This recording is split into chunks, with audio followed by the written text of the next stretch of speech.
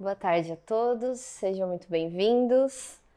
Então, antes de começar, gostaria só por curiosidade de fazer aqui uma pergunta. Quem aqui conhece um pouquinho do Mahabharata ou de alguns dos seus personagens ou já ouviu falar? Pode levantar a mão só para eu ter curiosidade, só por curiosidade de saber. Também, se não sabem, não há problema algum. Era justamente para saber como eu iria fazer a abordagem em relação a isso. Então, acho que a maioria não conhece. Então, o que é o Mahabharata?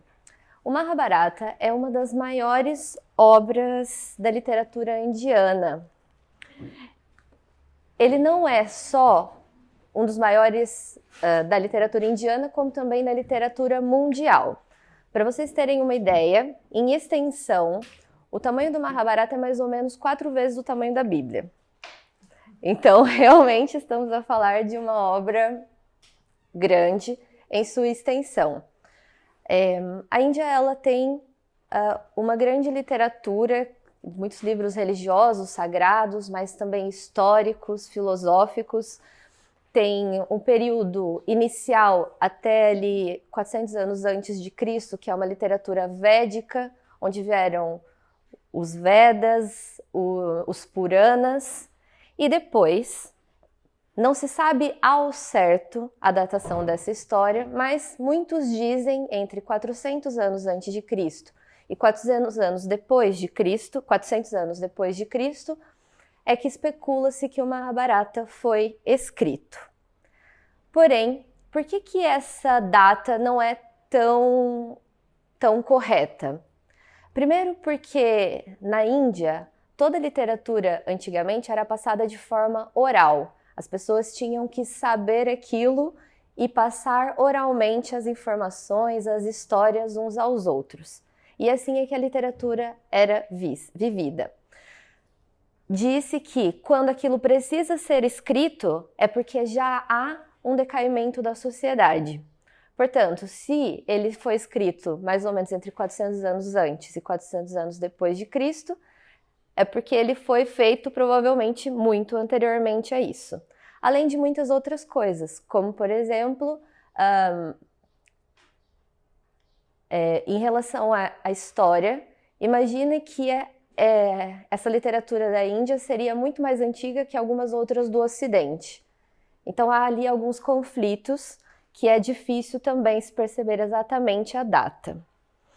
Outra coisa, quem escreveu Mahabharata? Também não se sabem. O nome que se dá à pessoa que se escreveu é Vyasa. Só que Vyasa em Índia significa aquele que compila ou compilador. E na história existem mais de 20 Vyasas. Portanto, também não sabemos exatamente quem é que escreveu aquilo. Além do que, a obra foi escrita em diferentes partes e depois elas todas foram reunidas. Alguns de vocês já conhecem o Bhagavad Gita? Esse é mais conhecido. O Bhagavad Gita é uma parte do Mahabharata e disse que ele foi escrito inclusive depois. Então imaginem que tem lá vários, nós já vamos falar um pouco mais do livro como um todo. E após ter compilado tudo, surge um mais recente que é o Bhagavad Gita, mas que não altera em nada a história, porque ele só vai falar, ele vai falar da história entre um mestre, que é o Krishna, e o seu discípulo. E esse grande diálogo está inserido dentro do Mahabharata. Quando eu falei para vocês que essa é uma obra extensa, em número de páginas, ela não é só extensa nesse sentido. Ela é grande horizontalmente pelo número de palavras, mas também verticalmente ela é uma obra profunda. Ela tem significados e reflexões históricas, pois muito do que se passa também é uma parte da história da Índia e também tem relações com muitos fatos reais, fatos que aconteceram, que nós conseguimos palpar, mas tem também um aspecto místico, no sentido de que nós conseguimos fazer relações das mensagens que foram escritas naquela época até a nossa vida nos dias atuais, mensagens atemporais. E também tem um aspecto mítico que tem a ver com as aprendizagens da linha moral que nós podemos ver com os personagens ou com as histórias que estão escritas no livro.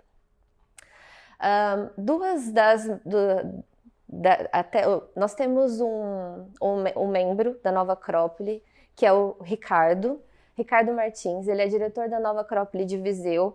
Ele é especialista em sânscrito. Ele fez a tradução do sânscrito para o português, diretamente do Bhagavad Gita, uma versão muito bonita, e ele coloca as duas versões. Numa das páginas tem em português, na outra tem o sânscrito, então quem conhece, não sei vocês, eu não conheço, mas pode-se também explorar e dá para perceber.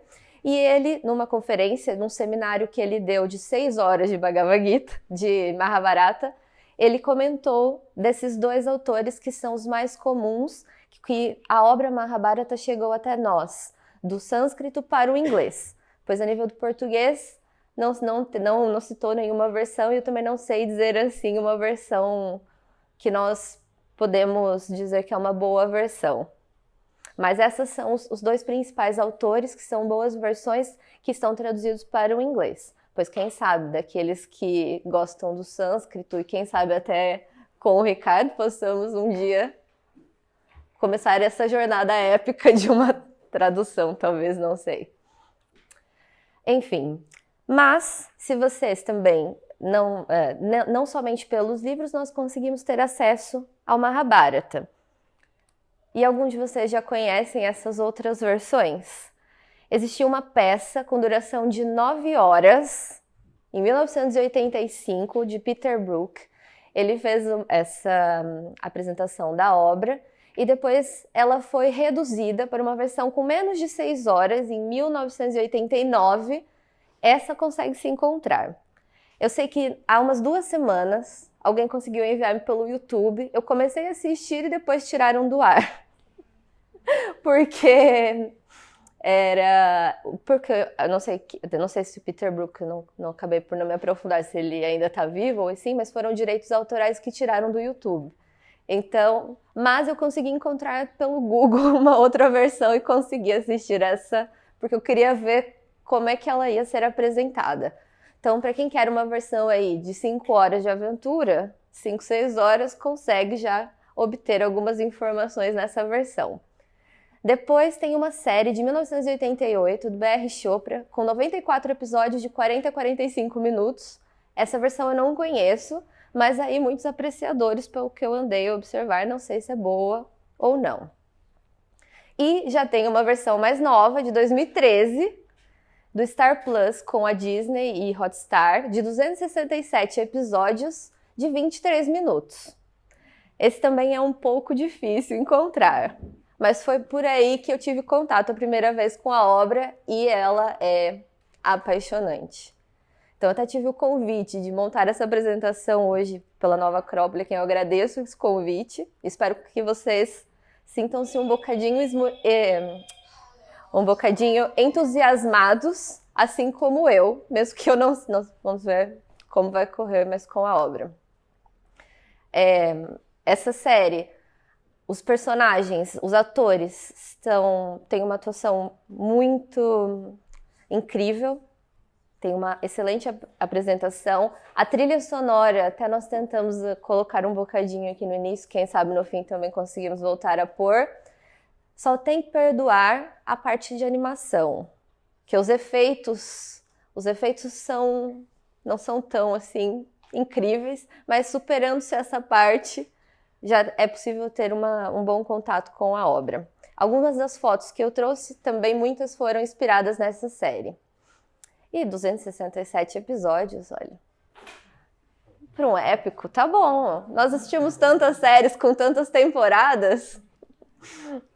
Então, vamos lá voltar a falar na grandeza do Mahabharata. O que significa Mahabharata? Ma é dividido em 2 palavras sânscritas. A primeira palavra é Maha, que significa grande, E a segunda palavra é Bharata. O que é o Bharata? Seria uma dinastia de um rei que vai dar origem à história da Índia. Mas em sânscrito, Bharata significa Índia. Assim, não sei se sabem, assim como os nórdicos não se chamavam vikings, o nome vikings foi dado pelos ingleses ou por outras pessoas. Na Índia também não se chamou assim, chama-se Bharata. Então, Mahabharata significa a grande história da origem da Índia, ou dos seus descendentes, ou dessa dinastia. Portanto, eu trouxe aqui, essa aqui eu fiz com o meu telemóvel, se vocês encontrarem, não sei se conhecem muito geografia, eu não, mas um bocadinho dá para nós percebermos. Eu trouxe aqui a história do Mahabharata aconteceu principalmente no norte da Índia. Se vocês olharem também é muito interessante, porque já é muito próximo aqui ao Nepal e ao Tibete.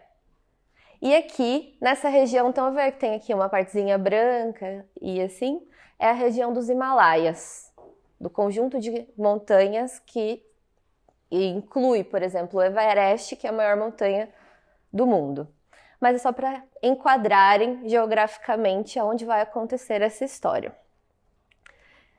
E depois, para aqueles que gostam da obra, não sei se é verdadeiro, não sei se a fonte é de origem que se possa confiar, mas pelo menos a título assim de curiosidade, achei muito interessante e resolvi trazer. É um mapa dos personagens aonde eles estão distribuídos na trama. Então, por exemplo, eu vou falar alguns nomes, não se assustem. Vou tentar evitar muitos nomes, né, porque são os nomes da Índia. E às vezes causa um certo estranhamento, mas alguns eu vou precisar falar para conseguirem perceber. Então, a dinastia do rei Bharata, na verdade, chama dinastia dos Kurus, que é uma dinastia de guerreiros. E a capital dessa região chamava-se Hastinapura. Hastinapura significa cidade dos elefantes, ou cidade da sabedoria. E ela fica... agora eu não estou a ver, mas era por aqui. Agora... tá aqui. Enfim, cidade Hastinapura. E depois tem outros personagens, só por curiosidade, para aqueles que quiserem explorar depois. Tem a esposa do herói principal, vem daqui. Krishna vem daqui. Depois tem os outros que vão ser os maus e estão distribuídos assim por essa região. Mas depois, se alguém quiser, também posso partilhar para explorar com curiosidade. Mas achei muito interessante para conhecerem um bocadinho da distribuição dos personagens por essa região. E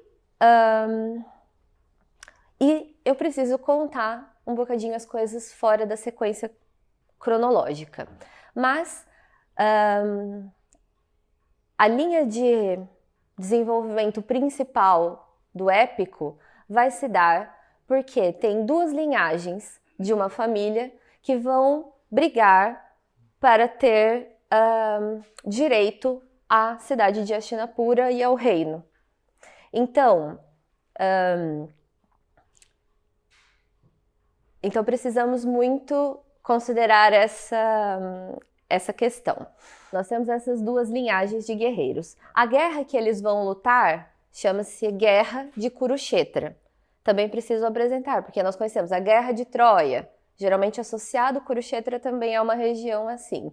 E Kurukshetra também quer dizer, Kshetra vai dizer batalha ou guerra, vai ter também um sentido, a palavra vai ter esse sentido. Antes de falar da guerra em si, que eu já vou falar um bocadinho mais para também tentarmos entender, o Mahabharata está dividido em 18 livros, capítulos, ou na Índia chamado 18 parvas.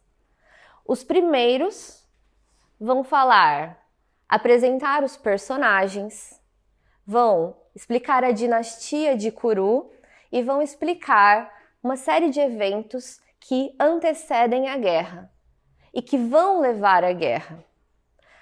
A segunda parte vai falar, principalmente depois da guerra, os eventos que a sucederam. O que vai acontecer depois da guerra? Já deixo um alerta de spoiler.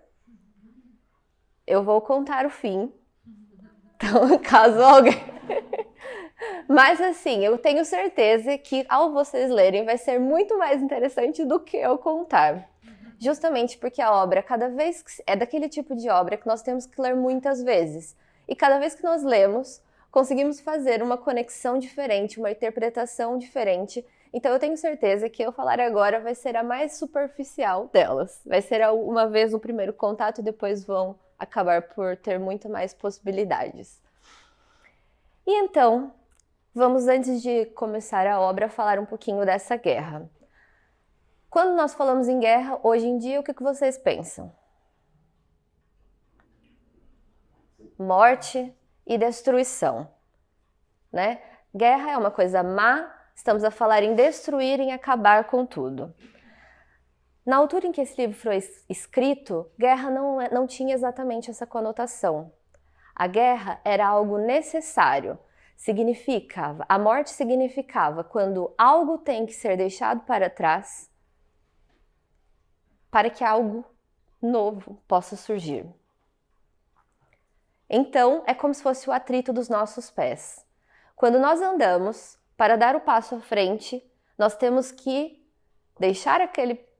fazer um atrito com o chão para que o passo à frente possa seguir.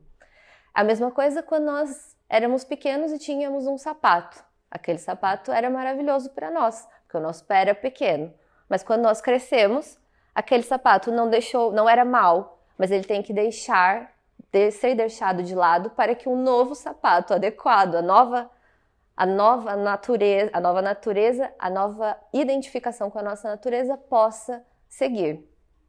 Então, quando eles falam em guerra, nós estamos a falar nesse tipo de guerra. É uma guerra interior.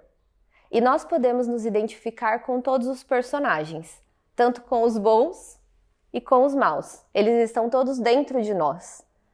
Então, os personagens que eu vou apresentar somos nós mesmos. Estão todos dentro de nós.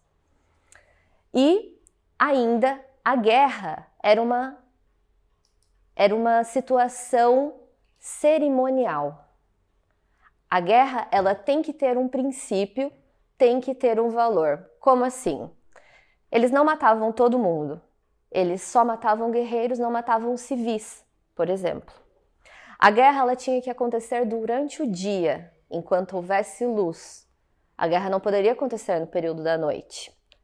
A guerra só acontecia entre iguais, ou seja, um arqueiro só poderia lutar com um arqueiro. Essa pessoa também não poderia lutar com uma pessoa mais fraca que ela ou mais forte que ela, porque seria uma guerra injusta. Portanto, quando fala-se em guerra, nós estamos a falar nessa morte cerimonial de algo que tem que ser deixado para trás para dar início a um novo caminho, a um novo processo. Portanto, eu já vou apresentar as duas linhagens que vão ser de Pandavas e Kauravas, mas vamos ver como é que a história se inicia. A história inicia-se assim, com uma questão mais mítica. A deusa Terra foi queixar-se para o deus do céu, que é Indra, a dizer o seguinte: olha, Indra, os homens estão a ter más atitudes, más comportamentos, maus pensamentos, e isso está a se multiplicar. Essa situação está a se multiplicar de uma maneira tão rápida entre os homens, que se eles continuarem assim, eles vão acabar a extinção dos próprios homens, da Terra como um todo. Não sei se conseguem imaginar que parece alguma coisa, não sei se conseguem fazer alguma conexão com os dias atuais. Mas a deusa Terra foi queixar-se com o deus do céu, Indra. Então, Indra falou assim: ordenou que as almas dos deuses encarnassem na Terra para que eles pudessem lutar e, a partir do esforço, purificar os homens, a si mesmos, e purificar a Terra para não deixar que isso aconteça. Existe um momento que era o ponto de não retorno, ou seja, se os homens continuassem a ter esse comportamento, vai chegar um momento que não é possível mais reverter. Então eu acho que essa cena ela pode ser, façam as vossas interpretações, mas a verdade é que os problemas vão mostrando que a situação vai complicar-se e que se nós não tomarmos uma atitude, não mudarmos os nossos pensamentos, não mudarmos as nossas ações, não mudarmos os nossos comportamentos, a coisa não vai seguir esse caminho, vai extinguir-se e vai ter que ter um fim. Então nós vamos ter que tomar um rumo diferente para que as coisas aconteçam de um jeito diferente. E isso é muito bonito para apresentar para vocês os personagens. Eu não vou poder dizer, assim, o primeiro ensaio que eu fiz para falar do Mahabharata, eu demorei meia hora e não consegui chegar aos personagens principais. Então pensei, eu vou por outro caminho. Mas aqui tem muitas coisas interessantes. Mas eu vou apresentar para vocês a linhagem dos Kuravas ou Kauravas, que é a linhagem dos maus, vamos dizer assim, já vamos explorar isso, e a linhagem dos Pandavas, que vão ser os mocinhos, vão ser os bons, tá bem? Então, o que importa nos saber? Pois tem aqui o Krishna, só por curiosidade, o Krishna, ele é primo direto dos Pandavas, por parte de mãe, isso é interessante, e por enquanto vamos ficar só com isso, para apresentar os personagens. Essas aqui são imagens da série, que é muito interessante. Então, esse aqui é o Pandu, é o pai dos Pandavas. Pandu, em sânscrito, significa pálido. Isso vai ter um sentido de infértil, porque o Pandu, por algumas razões que acontecem, ele não pode ter filhos. E ele vai se casar primeiro com essa mulher, Kunti. E essa mulher, ela recebeu uma bênção quando era mais jovem. Ela recebeu um mantra mágico em que ela poderia invocar o Deus que ela quisesse para poder conceber filhos a partir dessa invocação com esse mantra. E ainda, posteriormente, Pandu casa-se também com Madri, porque na Índia podia se casar um homem com muitas mulheres. Então, só aí já eu acho muito bonito, porque o Pandu era um homem, casou-se com uma mulher que também era humana e mortal. E quando ela recebe esse mantra, isso significa que a linhagem que vai nascer vai ser de um homem com Deus. Ou seja, toda a linhagem dos Pandavas é uma linhagem que tem seres meio humanos, meio divinos. E isso é muito bonito, porque já mostra que algo neles vai ser muito especial pelas características divinas que eles recebem. E eles vão ser 5 filhos. O primeiro filho que eu vou vos apresentar, e o primeiro que nasce, ela invoca o Deus do Dharma, o Deus do caminho, da retidão, do dever, da justiça. E é o filho que vai nascer, vou repetindo às vezes, porque esses personagens eu vou ter que apresentar, é o Yudhishthira, esse daqui na série. O segundo deus que ela invoca é o deus do vento, e nasce Bhima. Portanto, só para vocês pensarem, o Yudhishthira, por ser filho do deus do Dharma, ele vai ter muita retidão, muita justiça. O Bhima, que é o deus do vento, da tempestade, ele é muito forte. Tem essa característica como mais predominante para se identificar. Depois, ela invoca o deus Indra, que é o mesmo, por curiosidade, que a Terra foi invocar.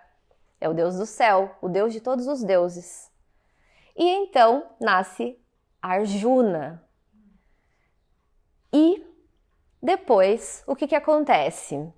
Como Pandu casa-se com a madre, e o Pandu não pode ter filhos, então a madre pede a Kunti se ela não poderia ensinar esse mantra mágico, porque ela também queria ter filhos com o Pandu. E a Kunti, ela é tão sublime que ela partilha essa informação e e a madre, portanto, com o Pandu vão ter gêmeos, que ela invoca os deuses, são deuses gêmeos do conhecimento e da cura, da medicina e da cura. E nascem Nakula e Sahadev. Portanto, é muito bonito, não é? Não é muito inspirador? Enfim, desculpem o meu entusiasmo. E depois, na outra linhagem, tem os Kuravas. O irmão do Pandu é esse aqui, é o Rei Cego. Nem vou apresentar o nome dele, vou dizer Rei Cego. Na Índia, ele foi o primogênito. Então, o mais velho é quem deveria assumir o trono. Porém, ele é cego, e uma pessoa cega não poderia, naquela época, assumir o trono. E essa cegueira, na verdade, ela tem um sentido simbólico, que é uma cegueira de eu não quero ver, eu não quero ter o discernimento, eu não sigo aquilo que eu tenho que fazer. E ele casa-se com uma mulher, ela via, mas quando casou-se com ele, fez uma opção que a partir daquele dia ela não iria mais ver. Então ela é sempre representada com uma venda nos olhos, a Gandhari, e fica assim pelo resto da vida. Ela optou por ser cega. E assim, e eles têm filhos.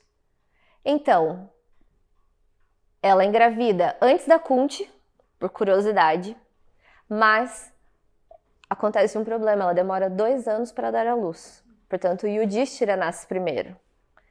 E na verdade é muito forte as imagens criadas, porque ela, depois de 2 anos, ela já está desesperada para que as crianças nasçam, e ela bate na barriga e nasce uma bola de carne. E depois um sábio ajuda a pegar essa bola de carne, diz que ela vai ter 100 filhos, separa em 100 partes e guarda dentro de potes esses 100 partes de carne, e eles nascem. E o principal deles, que eu vou dizer, é o Duryodhana. Mas ele tem 99 irmãos, eles são 100 filhos. Portanto, acho que aqui já mostra um pouco sobre os dois personagens, sobre as duas linhagens.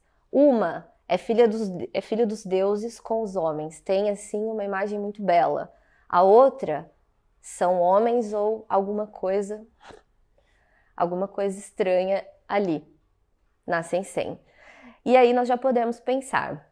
Os Pandavas, eles representam em nós as nossas virtudes, o lado luminoso, aquilo que é bom. Os Kuravas representam os nossos vícios, aquilo que é mal. Ou seja, então temos 100 vícios e 5 virtudes. É interessante, mas número não importa. Número de páginas não importa. O livro poderia ter 4 vezes o tamanho da Bíblia e não ter nada. Porque o que importa são as mensagens que eles passam. Portanto, 5 Pandavas, vocês já conhecem a história dos templários, que dizia que bastava um templário estar no soldado que eles eram capazes de vencer qualquer estratégia. É a mesma coisa dos Pandavas. Ou seja, eu tenho 100 vícios, mas eu tenho 5 virtudes, olha, então talvez com a minha virtude eu consiga trabalhar os outros vícios todos. Então acho que isso também é uma imagem muito bela. Portanto, já conseguem perceber que assim, de rixas para chegar ao trono já teria aqui 105. Perceberam como a situação, parecem que há eventos que precedem a guerra e que vão fazer com que ela seja desencadeada. Já começa, ele nasce primeiro, mas nasce cego, não pode, o outro tem, a outra fica grávida primeiro, mas nasce primeiro. Agora, o que acontece? Os Kuravas queriam assumir o trono a qualquer custo. Se eu tenho que matar, roubar, passar por cima de qualquer pessoa, não importa. Ele quer chegar lá, porque ele tem um desejo material insaciável. Os Pandavas não se importavam com isso. Eles nunca lutaram para ter o trono. Eles tinham o direito, mas isso não era, eu não preciso chegar lá, olha, se o meu primo quer, tudo bem, olha, deixa que as coisas se desenvolvam. Mas, a partir de agora, eu vou dividir a apresentação em eventos que sucederam a guerra, vou falar rapidamente da guerra, e depois falamos dos eventos que, precedem a guerra e os eventos que sucedem a guerra. Por quê? Porque, para ficar agora mais cronológico. Portanto, eu separei aqui, como não dá para falar de tudo, com muita pena minha, eu separei alguns eventos muito marcantes para mim que diziam assim, olha, a situação está a se escalar, portanto a guerra vai acontecer, ela vai ser necessária por uma razão. A primeira é que o Duryodhana, o que eu representei dos Kuravas, ele quando criança tenta envenenar Bhima. Ele chega a envenenar, mas o Bhima é filho de ele é um semideus. Ele é filho de um deus e ele consegue sobreviver a esse episódio e ainda ganha conquista algumas coisas importantes para depois utilizar na guerra. Então imagina, envenenar para matar o outro, diminuir a chance do outro chegar no trono. O ápice, que eu não poderia deixar de falar, é um jogo de dados. Eu até achei super interessante, não sei se sabiam, o nosso xadrez, uma das origens do xadrez disse que é de um jogo de dados, não sabe se é chinês ou indiano, mas tem essa hipótese indiana, que é um jogo chaturanga, que era também um tabuleiro, só que ao invés de ter 2 jogadores eram para 4, ao invés de ter a torre era um elefante, ao invés de ter o bispo era um barco, mas também tinham soldados e o objetivo era conquistar, né, seria o checkmate no rei do oponente. E esse jogo, na época, aqui tem o Duryodhana, e esse aqui era um tio maléfico que estava aliado dos Kuravas, e aqui tem um bocadinho dessa mesa do jogo de dados que eles tinham. E outra diferença do xadrez para esse jogo de dados é que as peças moviam-se conforme eles jogavam 2 dados de 4 lados. Pois eu até não sabia, não sei se tem curiosidade, como é que era um dado de 4 lados. Ele era curto aqui, e depois tinha só... Ele é como se fosse... Ele era retangular. É um paralelepípedo. É um paralelepípedo que nós tínhamos. Então, 1, 2, 3, 4 e aqui era curto. Então, quando ele joga, vai sempre cair assim, nunca vai cair assim. E é assim que eles moviam. E esse tio maléfico, ele sabia deixar... Não sei se era o dado viciado ou o que ele tinha, ele dominava a arte dos jogos. E os Pandavas, aliás, todos eles são descendentes de guerreiros. Todos eles são guerreiros. Kurus, eles eram kshatriyas. Eu também não sabia, mas kshatriya vem de Kurukshetra e kshatriya vem tudo de guerra e batalha. Então são todos eles guerreiros. E ele faz uma armadilha. Convida os Pandavas, ou mais especificamente o mais velho, que representava todos, o Yudhishthira, para jogar uma partida e apostar coisas. Só que o guerreiro, depois eu fui na tentativa de compreender as coisas, as mensagens do livro, um guerreiro não pode dizer que não a uma luta. Se ele é convocado para uma, que seja, nesse caso, os jogos, ele não poderia dizer que não. Então ele foi jogar. Então, primeira partida, ele perde os animais. Segunda partida, ele perde os carros. Terceira, ele só vai perder todas as partidas. Eles têm 18 jogadas e os Pandavas perdem as 18 jogadas. Como é que é possível, num jogo de sorte, perder as 18? Na verdade, é porque o tio fez uma armadilha e ele conseguiu dominar. Mas por que essa cena é tão trágica e vai marcar, assim, talvez o ápice antes da guerra? Porque quando termina todos os bens materiais que eles iam apostar, ele é obrigado a apostar os irmãos. Ele aposta os irmãos. Então ele aposta pela ordem de origem, o Nakula, o Sahadev, que são os mais novos, perde, depois aposta o Arjuna, perde, aposta o Bhima, perde. E ele vai apostar mais o quê? Aposta a si próprio. Ele aposta a si próprio e o que acontece? Ele perde. Mas os Kauravas são insaciáveis.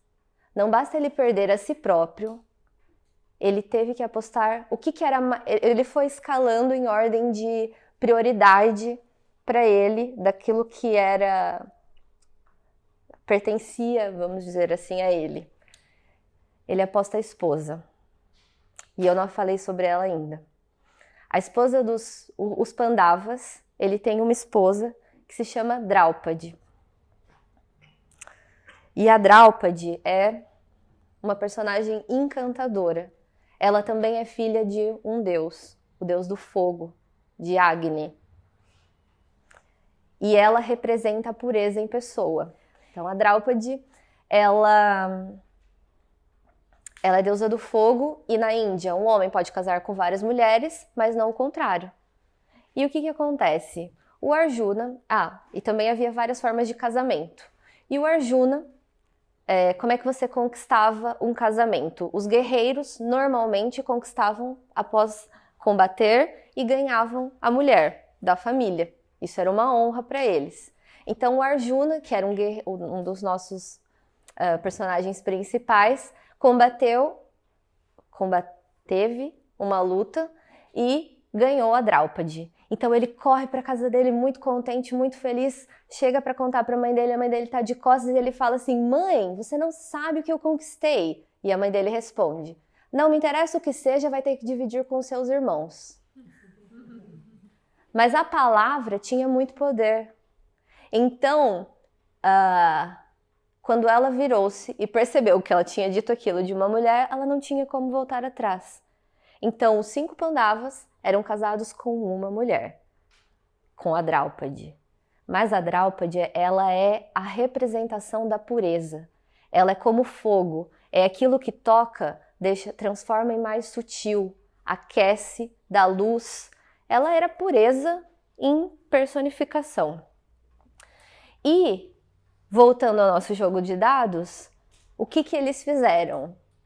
Um dos Kauravas foi buscar ela, que estava em outra sala, porque os jogos eram coisas de homens, puxou-a violentamente, arrastou-a pelos cabelos, mesmo ela fez uma pergunta para ele, para o Kaurava que a foi buscar.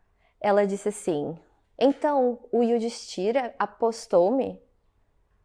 E ele disse: sim, mas me conta melhor o que aconteceu. Ele primeiro apostou a si mesmo, correto? E perdeu.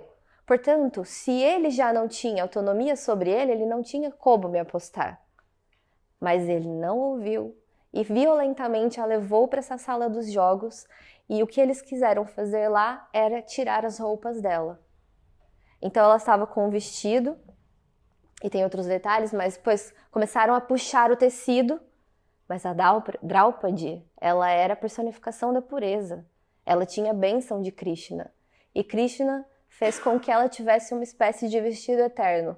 Então, quanto mais ele puxava o vestido, eles nunca conseguiram. Mas ali ela fez um discurso que todos estavam chocados, porque mesmo pessoas mais velhas, os tios, o mestre de armas, outras pessoas estavam presentes a visualizar isso, ninguém falou nada, ficaram todos quietos. Então, naquele momento, houve uma outra situação que o maléfico do tio falou, tá bem, vocês têm razão, então vamos fazer uma coisa, vamos jogar uma última vez, depois de perder 18 vezes. E o que ele teve que fazer? Jogou uma outra vez. E a aposta era a seguinte, se você ganhar, você fica novamente com tudo aquilo que você perdeu. Mas se você perder, vocês vão ter que ir para o exílio. E então, eles tiveram que ficar 13 anos em exílio. E não podiam falar a sua identidade, não podiam voltar para Hastinapura e pedir aquilo que era deles por direito, não podiam fazer nada, ninguém podia saber deles. Foi muito duro, mas eles eram guerreiros e a palavra tinha muito poder, eles jogaram, perderam e foram exilar-se. Mas, nesse exílio é sensacional. O que acontece? Nesse exílio, eles aprenderam muitas coisas. A parte física deles foi colocada em prova. E quando ela é colocada em prova e superada, eles saem mais fortes. A parte energética deles foi colocada à prova e superada. E então eles saíram mais energéticos, com mais vitalidade. A parte das emoções deles foi colocada à prova. Superada, saíram mais fortes emocionalmente. A mente deles foi colocada à prova. E então, superada, saíram muito mais fortes. E no último ano de exílios, eles tiveram uma vivência onde aprenderam. Foi aí, nesse período do exílio, onde Arjuna ganha uma arma mágica, que é o seu arco. De quem ele ganha a arma? Do Agni, que é o deus do fogo, o mesmo que fez a esposa dos Pandavas. Então, o Arjuna também ganha flexibilidade, vira dançarino num período. O Yudhishthira aprende a jogar o jogo de dados e fica invencível. O Bhima, ele tem uma força e uma fome por comida e por coragem, por essa força que ele tem. E consegue aprender a controlar isso, vira cozinheiro, porque ele tem o pecado da gula, vamos dizer assim. O Nakula e Sahadev aprendem a cuidar dos cavalos e têm muito mais consciência sobre a beleza, era característica do Nakula, e o conhecimento do Sahadev. Ou posso ter trocado, é isso mesmo. Portanto, esse exílio foi mal, mas foi muito bom. E depois de 13 anos, eles retornam para reaver o que é deles por direito, porque no mínimo o reino teria que ser dividido, pelo menos uma parte para os Kauravas e uma parte para os Pandavas, visto esse problema todo que é gerado na hierarquia, para ver quem era o detentor do direito. E aí o que acontece? Os Kauravas não querem por nada que eles assumam o poder, não querem dar nem que seja o mínimo.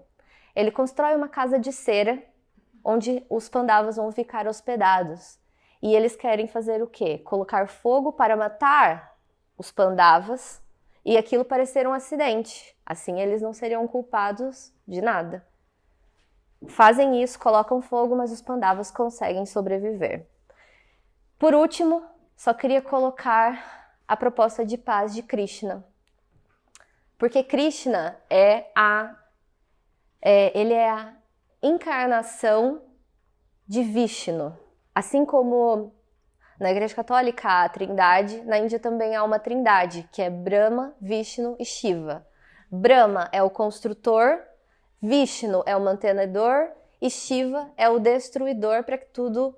O destruidor é como... Não vou dar esse exemplo, talvez é como se fosse na guerra Atena, que é a guerra justa, ou a destruição daquilo que é necessário para que novo período se inicie. E ele disse que é portanto, a encarnação de Vishnu na Terra. Ele é primo dos Pandavas e também tem ali a relação com os Kauravas. E, apesar de todos serem assim semideuses, parece que Krishna era um avatar. Não sei se já ouviram esse nome. Nós vemos o filme, mas na Índia é um bocadinho diferente. É como se ele é um mestre, uma pessoa que tem muita sabedoria, que vem ao mundo para ajudar a humanidade. Tem uma frase, eu vou tentar falar, é uma frase que ele diz assim: quando a humanidade decai em justiça, eu me faço homem entre os homens e desço à terra para preservar a mensagem universal de amor. Eu tenho até que me controlar quando eu falo essa frase, mas funcionou. Mas então imaginem, todos eles sabiam e sentiam de alguma forma que se eles não tivessem a ajuda de Krishna, ninguém ia ganhar a guerra. Então correm e vão à procura de Krishna. Numa última tentativa, houve muitas negociações de paz. Então chega Arjuna com seu arco e o Duryodhana, mas Duryodhana chega primeiro. Mas Krishna está dormindo. E quando ele abre os olhos, quem ele vê primeiro é Arjuna. E o Duryodhana diz: mas então, Krishna, eu cheguei primeiro. Ele: mas quando eu abri os olhos foi Arjuna que eu vi primeiro. Então como é que eu vou resolver esse impasse? E Krishna fez a seguinte proposta: portanto, para vos ajudar numa guerra que nós tentamos, mas vai ter que acontecer, vocês podem escolher o que querem. Eu ofereço todas as minhas armas, todos os meus soldados. Ele era rei de uma região chamada Yadava, que era uma região muito rica também, tinha muitas armas e muitos soldados. Ou eu posso ser conselheiro na guerra, mas eu não vou lutar. O que vocês acham que o Duryodhana ia querer? Os soldados e as armas. Portanto, ele escolheu, ficou com isso, e o Arjuna, mesmo que ele não tivesse escolhido, o Arjuna queria ter o Krishna perto de si como conselheiro. E foi assim que a guerra aconteceu. Portanto, conseguem perceber que há um momento em que a situação vai escalando e a guerra vai ser necessária. A guerra interior vai ser necessária. E então, a guerra tão chamada de Kurukshetra, onde estão os Pandavas e os aliados que eles conquistaram de um lado, os Kauravas do outro lado, e aqui está uma representação do Krishna, que vai ser o cocheiro da carruagem de Arjuna, e quem conhece Bhagavad Gita vai explorar exatamente a conversa. É como se a guerra parasse no tempo, e o livro todo é o diálogo entre o mestre e o seu discípulo, entre Krishna e Arjuna.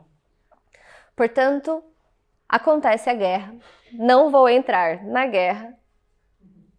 E o que acham que vai acontecer na guerra? Só por curiosidade, a guerra dura 18 dias. Bem diferente do que era. O que acham que acontece? Já sabem? Chegou a hora de começar os spoilers. Sugestão? Eu conto. Ah, não, fiz uma suspense maior, não lembrava. Só pus aqui umas fotos de outros personagens, porque... Só para contar. Muitos dos problemas anteriores, às vezes nós já ouviram falar, talvez, em karma. Nós temos o nosso karma individual e temos o nosso karma coletivo. E às vezes nós não olhamos para um cenário, para um recorte, ou quantas vezes nós lemos, às vezes, Bhagavad Gita e não sabemos que houve muitas coisas que aconteceram antes para chegar a esse ponto. E o Bhishma é um personagem muito interessante, ele é tio dos Pandavas e Kauravas, e ele renunciou ao trono por uma atitude nobre em relação ao pai. Então, é um personagem muito interessante também de se conhecer.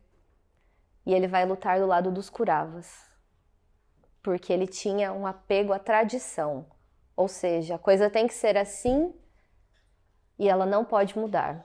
Mesmo que seja necessário, a tradição tem que se manter sem nenhum ajuste. Esse daqui é o Drona, é o mestre que ensinou a arte da guerra, de lutar, para os Pandavas e para os Kauravas. Ele também luta com os Kauravas, porque ele tem o dever e um compromisso, e ele, por esse dever, fica ligado aos Kauravas. É que tem muitos, estão a perceber a complexidade que vão ter que explorar, ou podem se gostarem. Esse aqui é o filho do Drona. Eu só trouxe porque é por causa de uma cena que eu vou dizer já já. Também luta por parte dos Kauravas. Eu nem disse também um outro, eu não falei sobre ele. Eu sei, eu não falei o Karna. O Karna, é que o Karna é o personagem, eu tenho uma pena do Karna. Ai, o Karna é uma situação complexa. Ele... Lembra que eu falei pra vocês que o primeiro filho que eu ia vos apresentar era o Yudhishthira? O Karna é filho da Kunti. Porque antes dela se casar com o Pandu, ela queria ver se o mantra funcionava. E invocou o Deus Sol. E nasceu Karna. E o Karna, ela não podia ficar com aquela criança, porque senão na Índia como é que ela ia se casar? O que ela ia dizer que teve um filho? E ela não era virgem, e as coisas, como é que iam se... E o que ia acontecer? Então ela pegou esse bebê, colocou ele no rio Ganges, e ele foi acolhido depois por uma família de cocheiros. Portanto, na sua essência ele era guerreiro, mas foi acolhido por uma família de cocheiros, então ele mudou de casta, que tem outros significados, e a única pessoa que um dia, por interesse, se reconheceu que ele era guerreiro foi o Duryodhana. Isso criou um vínculo com ele e ele luta ao lado dos Kauravas. Complexo.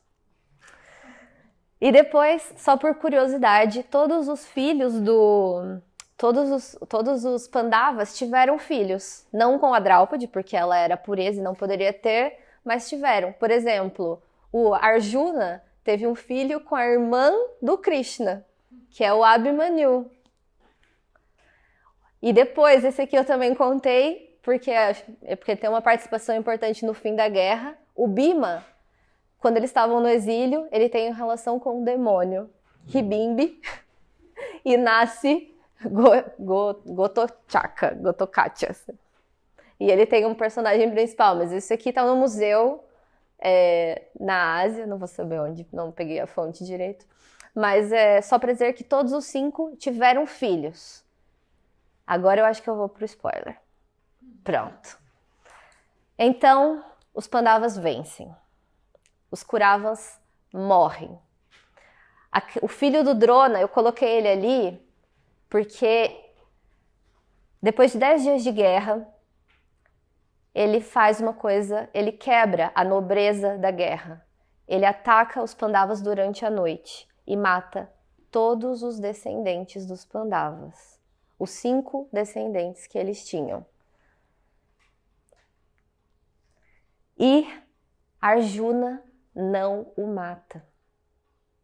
Krishna o aconselhou a não matar, mas mantê-lo vivo, mas retirar as suas joias divinas, conectar aquilo que dele era conectado com o sagrado. E ele não mata, mesmo depois de matar os filhos.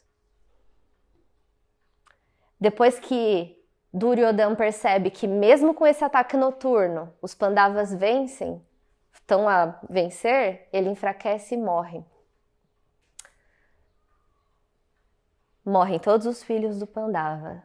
Mas, antes de Abhimanyu, antes de deixar para ir para a guerra, a esposa dele estava grávida. Então, o neto de Arjuna sobrevive para continuar para dar continuidade à dinastia. Parikshit. Graças a Krishna tem que ser. Para ser nesse caso. Então, termina a guerra, os Pandavas vencem, e aí eles vão, as nossas virtudes vencem os nossos vícios, Então a ordem se estabelece, o reino, todas as pessoas, enquanto os Pandavas estavam no exílio, a sociedade, a população, imagina, os Kauravas exploravam para os seus interesses próprios. Elas estavam pobres, tristes, doentes. Então, quando os Pandavas vencem, eles têm o poder de reestruturar. Então, eles conseguem que a sociedade volte a ter saúde, volte a ter felicidade, ter boas relações, reconstrói tudo. E o governo é justo, e o Yudhishthira é muito justo, ele é filho do Dharma. E juntos eles têm, é como se fosse uma mão, os 5 dedos unidos por Draupadi, que vai ser a palma da mão. Eles são imbatíveis, juntos, os 5. Conseguem vencer qualquer vício. E isso vai durar por 36 anos. Depois dos 36 anos, Krishna, apesar de ser uma encarnação do Deus, ele está numa fase mortal, portanto morre. Quando ele morre, o que acontece com o seu reino? Decai. E não sei se já ouviram falar disso, mas diz que quando Krishna morre, dá início a uma nova era da humanidade. Na Índia, eles dizem que nós temos vários ciclos, que são chamados... Não vou lembrar agora, mas era... Eu não vou lembrar do nome todos, são nomes indianos, mas vai ser referente a uma época de ouro, prata, bronze e ferro. E quando Krishna morre, começa o Kali Yuga, que é o período da humanidade que dizem que nós estamos até os dias atuais. Desde que o Krishna morreu, até os dias de hoje, diz que nós estamos numa época de ferro, de uma queda ou decadência da sociedade. Portanto, sabem que homens fortes fazem tempos fracos. Tempos fracos fazem homens fortes. Portanto, nós estamos agora numa época de homens fracos, os tempos que virão, portanto, de acordo com essa ideia, vão ser tempos difíceis para que nós possamos novamente nos tornar homens fortes. Mas é só porque a morte de Krishna é tão emblemática que determina o fim de uma era. Mas lembrem-se daquela frase dele: toda vez que decai, ele vira homem entre os homens. Maravilhoso. E então, quando Krishna morre, os Pandavas decidem que é hora de renunciar ao reino. Yudhishthira passa o trono para o neto de Arjuna, para dar continuidade, apesar de todos não quererem, porque estavam todos muito felizes, era uma época muito boa para a sociedade. Mas tudo tem um início e tem um fim. E naquele momento, os Pandavas mostram que não importa as batalhas que você vence materialmente, nós temos que ir em busca daquilo que é devido. Nós temos que seguir o nosso dever, temos que seguir o Dharma, temos que seguir o justo e desapegar de tudo que é material para viver uma caminhada espiritual. Então juntam-se e vão para onde? Para os Himalaias. Aqui já é uma página do YouTube, não. Um usuário do YouTube, Vibes of Divinity, ele cria imagens muito bonitas com inteligência artificial. Minha única dificuldade é que não é sempre a mesma pessoa. Isso é um apego meu, tenho que desapegar e renunciar e pegar mais a imagem. Mas acho muito bonita. Então, só vou dizer uma cena antes também, que é quando eles estão nesse caminho, nessa jornada espiritual, em direção ao paraíso, para a cadeia dos Himalaias. Agni aparece para eles na beira de um rio, e é ali que ele diz para o Arjuna que o tempo com o arco que ele o presenteou durante o exílio tinha terminado. E Arjuna, como um bom guerreiro, como uma pessoa luminosa, agradece com muita gratidão e entrega o arco e continua a sua jornada. Draupadi e os 5 Pandavas vão em caminho dos Himalaias. E logo no início aparece um cão. E esse cão vai os acompanhar durante a jornada. Então sobem, quando já estão no topo da montanha mais alta, em um momento inesperado, Draupadi cai e morre. Chegou o fim desse seu momento na Terra. Então, Draupadi, o Bhima, que é o segundo filho mais velho, ele tem uma proteção com todos, ele cuida de todos, todos cuidam entre si, mas ele tem uma força que é a sua característica principal. E ele vira-se para o Yudhishthira e diz: Yudhishthira, mas como? A Draupadi é uma mulher tão pura, como é que ela pode morrer? E o Yudhishthira explica: olha, Draupadi, ela sempre teve uma vida cheia de valores e de pureza, mas ela tinha preferência pelo Arjuna. E esse apego, essa preferência que ela tinha, foi o que a fez cair. Então, como ela já não tem mais vida, eles continuam a jornada. Andam mais um pouco e, de repente, Nakula cai. Portanto, Bhima, sem compreender aquilo, pergunta a Yudhishthira: então, mas e o Nakula? Ele sempre tinha todo o conhecimento. E Yudhishthira diz: sim, mas ele tinha orgulho desse conhecimento. E é isso que o fez cair. E seguem mais um pouco e cai Sahadev. E então, quando Bhima questiona, Yudhishthira diz: mas então, e o Sahadev? O Sahadev sempre teve vaidade pela sua beleza. E foi essa vaidade que é responsável por essa queda. Então, eles guardam todo esse sentimento e seguem. Os dois, os três. Depois, cai Arjuna. E o Bhima, para continuar a história, pergunta. E ele responde, e o Yudhishthira diz que Arjuna sempre foi um guerreiro exemplar. Porém, antes de começar a guerra, ele diz que ele era capaz de matar todos sozinho. Só ele seria capaz de matar todos. E por esse pensamento, esse comportamento é o que faz cair. E por fim, Bhima, depois de um tempo, cai. E ele pergunta: mas e eu? O que pode ter acontecido comigo? E ele responde que essa fome, não só por comida, mas a fome que ele tinha de expansibilidade, de conquistar, foi o que o fez cair. E seguem Yudhishthira e o cão.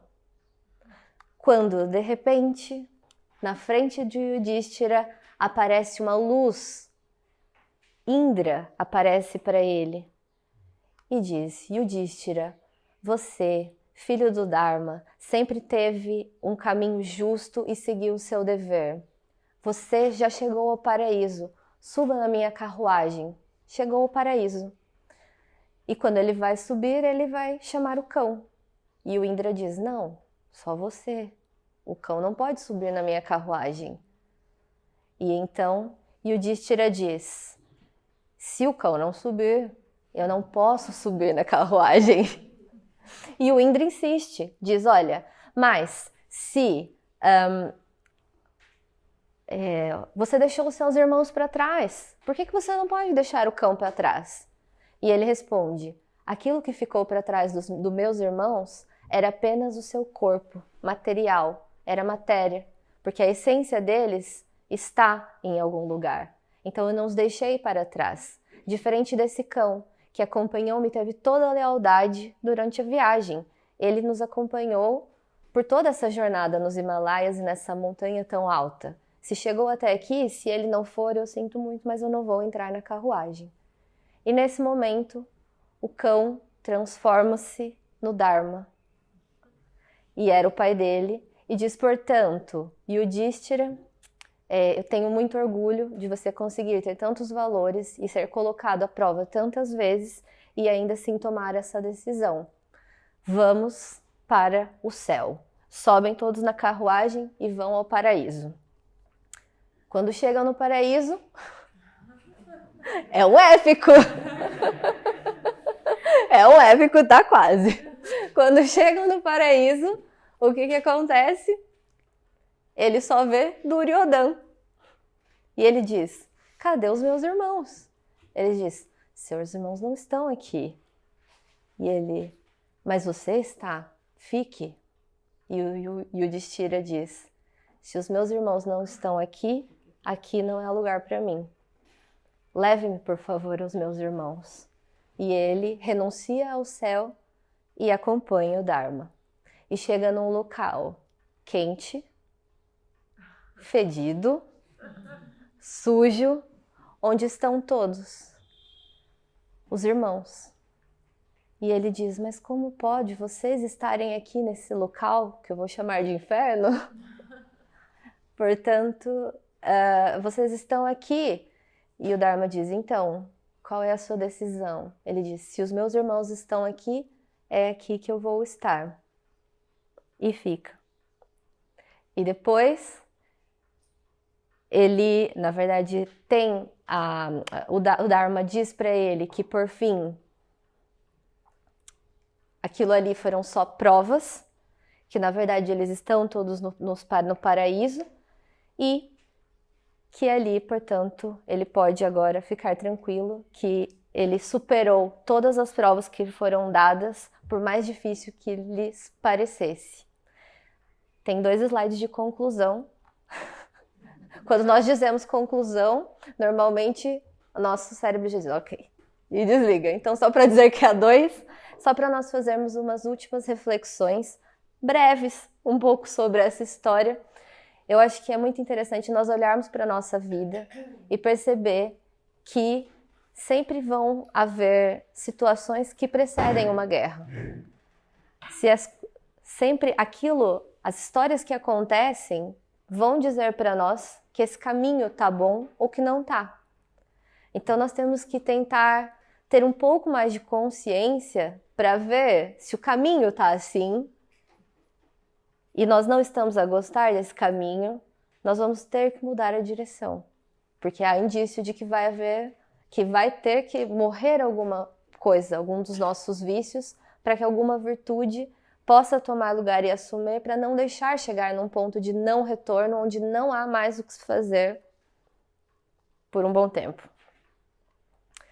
Assim como a deusa Terra, eu acho muito bonito eu pensar que ela sempre há o Deus do céu, o Indra, nem que seja o Deus interior, algo que está dentro de nós, a que nós possamos recorrer, que está ali para ajudar. Sempre há os aliados, nós nunca estamos sozinhos.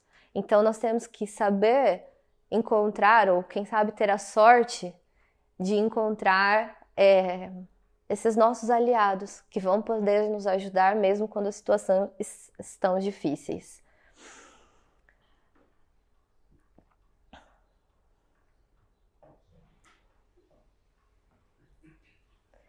Vou ler aqui. Então, os nossos Pandavas têm que fazer essa guerra cerimonial com os nossos Kauravas. Não adianta também tratar mal, tem que ser cerimonial, senão os Kauravas rebelam-se. Tem que ser com calma, um a um, pouco a pouco. Temos que fazer essa guerra cerimonial. Que nós possamos ter um bocadinho da inspiração, se nós somos os Pandavas e os Kauravas, então vamos procurar um bocadinho do conhecimento do Sahadev, um bocadinho da beleza transcendental, de ver a beleza nas coisas do Nakula, que nós possamos encontrar a força do Bhima, que nós possamos encontrar a coragem do Arjuna e um bocadinho do dever, a consciência do dever do Yudhishthira para poder enfrentar tudo na nossa vida. E com os Pandavas, mesmo 5, nós conseguimos ganhar a luta. Estão a ver? E quando os Pandavas vencem, temos a ideia do que vai suceder. Quando as nossas virtudes vencem, vai haver equilíbrio, vai haver serenidade, vai haver paz, vai haver justiça. Portanto, assim conseguimos perceber quando eles vencem. Temos que cumprir um dever, superar as provas para nos tornar mais fortes, porque se o Yudhishthira até subindo os Himalaias, depois de tudo, foi esse caminho, as provas vão surgir. Se surgiu para o Yudhishthira, vai surgir para nós. O que importa é que nós possamos construir passo a passo, nos fortalecer para as batalhas seguintes que vão vir e que estejamos prontos para, como a Terra pediu, colocar as nossas virtudes para lutar e purificar para não só o nosso bem, o bem de tudo. Muito obrigada.